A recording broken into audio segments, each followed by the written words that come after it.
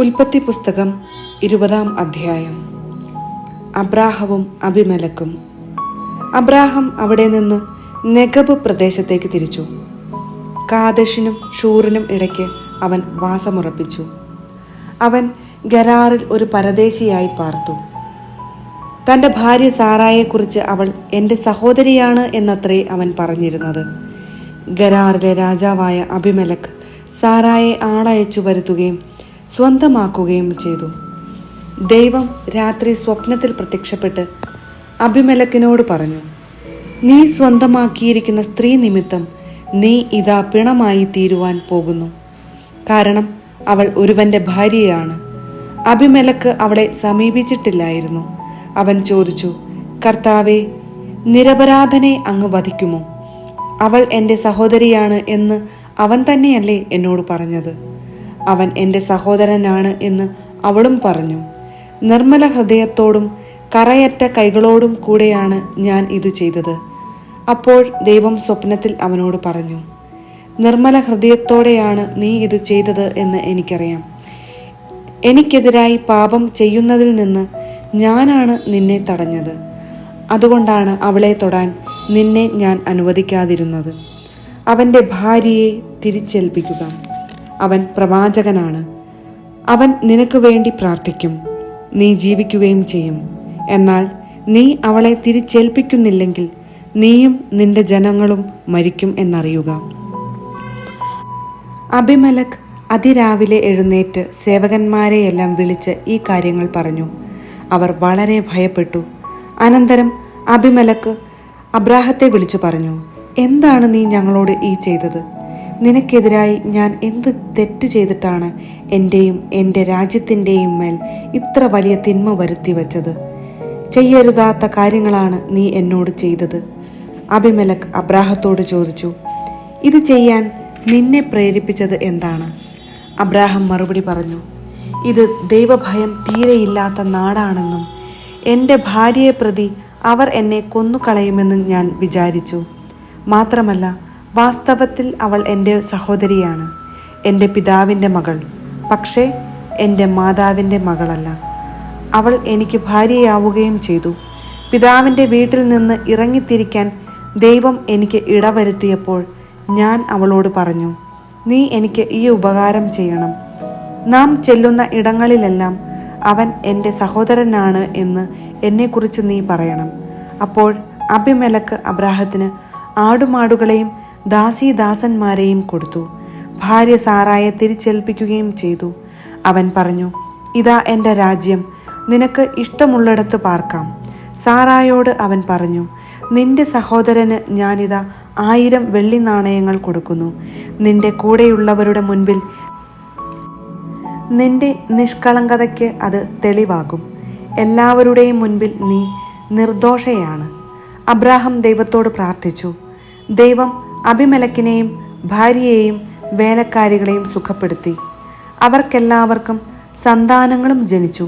കാരണം അബ്രാഹത്തിൻ്റെ ഭാര്യ സാറായെ പ്രതി കർത്താവ് അബിമേലെക്കിൻ്റെ അന്തഃപുരത്തിലെ സ്ത്രീകളെയെല്ലാം വന്ധ്യകളാക്കിയിരുന്നു.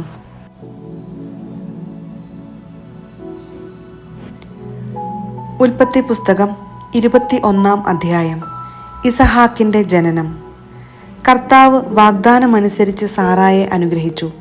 വൃദ്ധനായ അബ്രാഹത്തിൽ നിന്ന് സാറ ഗർഭം ധരിച്ച് ദൈവം പറഞ്ഞ സമയത്തു തന്നെ പുത്രനെ പ്രസവിച്ചു.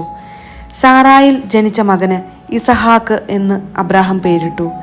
കുഞ്ഞു പിറന്നിട്ട് 8-ാം ദിവസം ദൈവകൽപ്പന പ്രകാരം അബ്രാഹം അവന് പരിച്ഛേദനം നടത്തി. അബ്രാഹത്തിന് 100 വയസ്സുള്ളപ്പോഴാണ് ഇസഹാക്ക് ജനിച്ചത്. സാറ പറഞ്ഞു, എനിക്ക് സന്തോഷിക്കാൻ ദൈവം വക നൽകിയിരിക്കുന്നു. ഇതു കേൾക്കുന്നവരൊക്കെ എന്നെ ചൊല്ലിച്ചിരിക്കും. അവൾ തുടർന്നു, സാറ മുലയൂട്ടുമെന്ന് ആരെങ്കിലും അബ്രാഹത്തോട് പറയുമായിരുന്നു. എന്നിട്ടും അദ്ദേഹത്തിൻ്റെ വയസ്സുകാലത്ത് ഞാൻ അദ്ദേഹത്തിന് ഒരു മകനെ നൽകിയിരിക്കുന്നു. കുഞ്ഞു വളർന്ന് മുലകുടി മാറി. അന്ന് അബ്രാഹം വലിയൊരു വിരുന്ന് നടത്തി. ഇസ്മായേൽ പുറന്തള്ളപ്പെടുന്നു. ഈജിപ്തുകാരിയായ ഹാഗാറിൽ അബ്രാഹത്തിന് ജനിച്ച മകൻ തൻ്റെ മകനായ ഇസഹാക്കിനോടുകൂടെ കളിക്കുന്നത് സാറ കണ്ടു. അബ്രാഹത്തോട് പറഞ്ഞു, ആ അടിമപ്പെണ്ണിനെയും അവളുടെ മകനെയും ഇറക്കി വിടുക. അവളുടെ മകൻ എൻ്റെ മകൻ ഇസഹാക്കിനോടൊപ്പം അവകാശിയാകാൻ പാടില്ല. തന്മൂലം മകനെ ഓർത്ത് അബ്രാഹാം വളരെ അസ്വസ്ഥനായി. എന്നാൽ ദൈവം അബ്രാഹത്തോട് അരുളി ചെയ്തു, കുട്ടിയെക്കുറിച്ചും നിന്റെ അടിമപ്പെണ്ണിനെക്കുറിച്ചും നീ ക്ലേശിക്കേണ്ട. സാറ പറയുന്നത് പോലെ ചെയ്യുക. കാരണം ഇസഹാക്കിലൂടെയാണ് നിന്റെ സന്തതികൾ അറിയപ്പെടുക. അടിമപ്പെണ്ണിൽ ജനിച്ച മകനെയും ഞാനൊരു ജനതയാക്കും. അവനും നിന്റെ മകനാണല്ലോ. അബ്രാഹാം അതിരാവിലെ എഴുന്നേറ്റ് കുറെ അപ്പവും ഒരു തുകൽ സഞ്ചിയിൽ വെള്ളവുമെടുത്ത് ഹാഗാറിന്റെ തോളിൽ വച്ചു കൊടുത്തു. മകനെയും ഏൽപ്പിച്ചിട്ട് അവളെ പറഞ്ഞയച്ചു. അവൾ അവിടെ നിന്നു പോയി ബേർഷെബ മരുപ്രദേശത്ത് അലഞ്ഞു നടന്നു. തുകൽ സഞ്ചിയിലെ വെള്ളം തീർന്നപ്പോൾ അവൾ കുട്ടിയെ ഒരു കുറ്റിക്കാട്ടിൽ കിടത്തി. കുഞ്ഞു മരിക്കുന്നത് എനിക്ക് കാണാൻ വയ്യ എന്നു പറഞ്ഞ് അവൾ കുറെ അകലെ ഒരു അമ്പെയ്ത്തു ദൂരെ ചെന്ന് എതിർവശത്തേക്ക് തിരിഞ്ഞിരുന്നു. കുട്ടി ഉച്ചത്തിൽ കരയാൻ തുടങ്ങി. കുട്ടിയുടെ കരച്ചിൽ ദൈവം കേട്ടു. സ്വർഗത്തിൽ നിന്ന് ദൈവത്തിന്റെ ദൂതൻ അവളെ വിളിച്ചു പറഞ്ഞു, ഹാഗാർ, നീ വിഷമിക്കേണ്ട, ഭയപ്പെടുകയും വേണ്ട. കുട്ടിയുടെ കരച്ചിൽ ദൈവം കേട്ടിരിക്കുന്നു. എഴുന്നേറ്റ് കുട്ടിയെ കയ്യിലെടുക്കുക. അവനിൽ നിന്ന് ഞാൻ വലിയൊരു ജനതയെ പുറപ്പെടുവിക്കും. ദൈവം അവളുടെ കണ്ണു തുറന്നു. അവൾ ഒരു കിണർ കണ്ടു. അവൾ ചെന്ന് തുകൽ സഞ്ചി നിറച്ച് കുട്ടിക്ക് കുടിക്കാൻ കൊടുത്തു. ദൈവം ആ കുട്ടിയോട് കൂടെയുണ്ടായിരുന്നു. അവൻ മരുഭൂമിയിൽ പാർത്തു. അവൻ വളർന്ന് സമർത്ഥനായൊരു വില്ലാളിയായി തീർന്നു. അവൻ പാരാനിലെ മരുഭൂമിയിൽ പാർത്തു. അവൻ്റെ അമ്മ ഈജിപ്തിൽ നിന്ന് അവനൊരു ഭാര്യയെ തിരഞ്ഞെടുത്തു, അബ്രാഹവും അബിമെലക്കും. അക്കാലത്ത് അബിമെലക്കും അവൻ്റെ സൈന്യാധിപൻ ഫിക്കോളും അബ്രാഹത്തോട് പറഞ്ഞു, നിന്റെ പ്രവർത്തനങ്ങളിലെല്ലാം ദൈവം നിന്നോട് കൂടെയുണ്ട്. അതുകൊണ്ട് എന്നോടും എൻ്റെ സന്തതികളോടും അന്യായമായി പെരുമാറില്ലെന്ന് ദൈവത്തിൻ്റെ മുൻപിൽ ശപഥം ചെയ്യുക. ഞാൻ നിന്നോട് കാണിച്ച കാരുണ്യത്തിനനുസരിച്ച് എന്നോടും നീ പാർത്തു വരുന്ന ഈ നാടിനോടും പെരുമാറണം. ഞാൻ ശപഥം ചെയ്യുന്നു, അബ്രാഹാം പറഞ്ഞു. അബിമെലക്കിന്റെ ദാസന്മാർ തൻ്റെ കൈവശത്തിൽ നിന്നു പിടിച്ചെടുത്ത കിണറിനെക്കുറിച്ച് അബ്രാഹാം അവനോട് പരാതിപ്പെട്ടു. അബിമെലക്ക് മറുപടി പറഞ്ഞു, ആരാണിത് ചെയ്തതെന്ന് എനിക്കറിഞ്ഞുകൂടാ. നീ ഇക്കാര്യം എന്നോട് പറഞ്ഞിട്ടില്ല. ഇന്നുവരെ ഞാൻ ഇതേക്കുറിച്ച് കേട്ടിട്ടുമില്ല. അബ്രാഹാം അബിമെലക്കിന് ആടുമാടുകളെ കൊടുത്തു. അവരിരുവരും തമ്മിൽ ഒരു ഉടമ്പടി ഉണ്ടാക്കി. അബ്രാഹാം ആട്ടിൻപറ്റത്തിൽ നിന്ന് 7 പെണ്ണാട്ടിൻ കുട്ടികളെ മാറ്റി നിർത്തി. ഈ 7 പെണ്ണാട്ടിൻ കുട്ടികളെ മാറ്റി നിർത്തിയതെന്തിനെന്ന് അബിമെലക്ക് അബ്രാഹത്തോട് ചോദിച്ചു. അവൻ പറഞ്ഞു, ഞാനാണ് ഈ കിണർ കുഴിച്ചത് എന്നതിന് തെളിവായി ഈ 7 പെണ്ണാട്ടിൻ കുട്ടികളെ സ്വീകരിക്കണം. ആ സ്ഥലത്തിന് ബേർഷെബ എന്നു പേരുണ്ടായി. കാരണം അവിടെ വച്ച് അവർ 2 പേരും ശപഥം ചെയ്തു. അങ്ങനെ ബേർഷെബയിൽ വച്ച് അവർ ഒരു ഉടമ്പടിയുണ്ടാക്കി. അതു കഴിഞ്ഞ് അബിമെലക്കും സേനാപതിയായ ഫിക്കോളും ഫിലിസ്ത്യരുടെ നാട്ടിലേക്ക് തിരിച്ചുപോയി.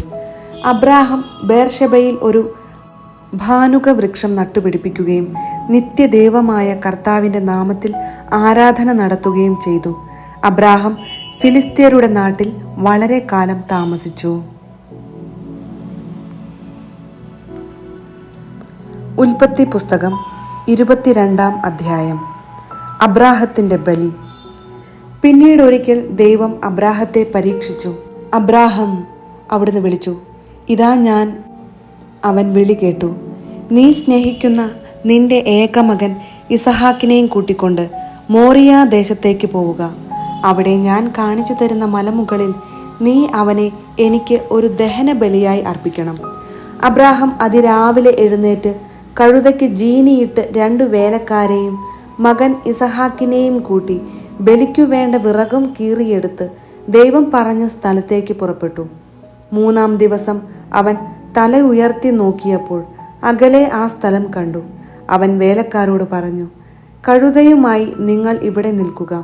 ഞാനും മകനും അവിടെ പോയി ആരാധിച്ചു തിരിച്ചു വരാം. അബ്രാഹാം ദഹന ബലിക്കുള്ള വിറകെടുത്ത് മകൻ ഇസഹാക്കിന്റെ ചുമലിൽ വച്ചു. കത്തിയും തീയും അവൻ തന്നെ എടുത്തു. അവർ ഒരുമിച്ച് മുൻപോട്ട് നടന്നു. ഇസഹാക്ക് തൻ്റെ പിതാവായ അബ്രാഹത്തെ വിളിച്ചു. പിതാവേ. എന്താ മകനെ? അവൻ വിളി കേട്ടു. ഇസഹാക്ക് പറഞ്ഞു, തീയും വിറകും ഉണ്ടല്ലോ, എന്നാൽ ദഹനബലിക്കുള്ള കുഞ്ഞാടെവിടെ? അവൻ മറുപടി പറഞ്ഞു, ബലിക്കുള്ള കുഞ്ഞാടിനെ ദൈവം തന്നെ തരും. അവരൊന്നിച്ചു മുൻപോട്ടു പോയി. ദൈവം പറഞ്ഞ സ്ഥലത്തെത്തിയപ്പോൾ അബ്രാഹാം അവിടെ ഒരു ബലിപീഠം പണിതു.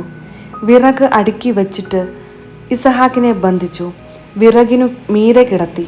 മകനെ ബലി കഴിക്കാൻ അബ്രാഹാം കത്തി കയ്യിലെടുത്തു. തൽക്ഷണം കർത്താവിൻ്റെ ദൂതൻ ആകാശത്തു നിന്ന് അബ്രാഹാം അബ്രാഹാം എന്ന് വിളിച്ചു. ഇതാ ഞാൻ, അവൻ വിളി കേട്ടു. കുട്ടിയുടെ മേൽ കൈവയ്ക്കരുത്, അവനെ ഒന്നും ചെയ്യരുത്. നീ ദൈവത്തെ ഭയപ്പെടുന്നുവെന്ന് എനിക്കിപ്പോൾ ഉറപ്പായി. കാരണം നിന്റെ ഏകപുത്രനെ എനിക്കു തരാൻ നീ മടി കാണിച്ചില്ല.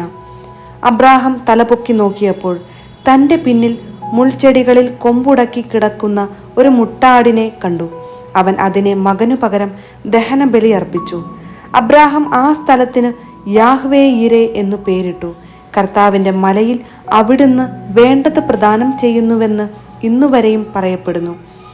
കർത്താവിൻ്റെ ദൂതൻ ആകാശത്തു നിന്നു വീണ്ടും അബ്രാഹത്തെ വിളിച്ചു പറഞ്ഞു, കർത്താവ് അരുളി ചെയ്യുന്നു, നീ നിന്റെ ഏകപുത്രനെ പോലും എനിക്ക് തരാൻ മടിക്കായക കൊണ്ട് ഞാൻ ശപഥം ചെയ്യുന്നു.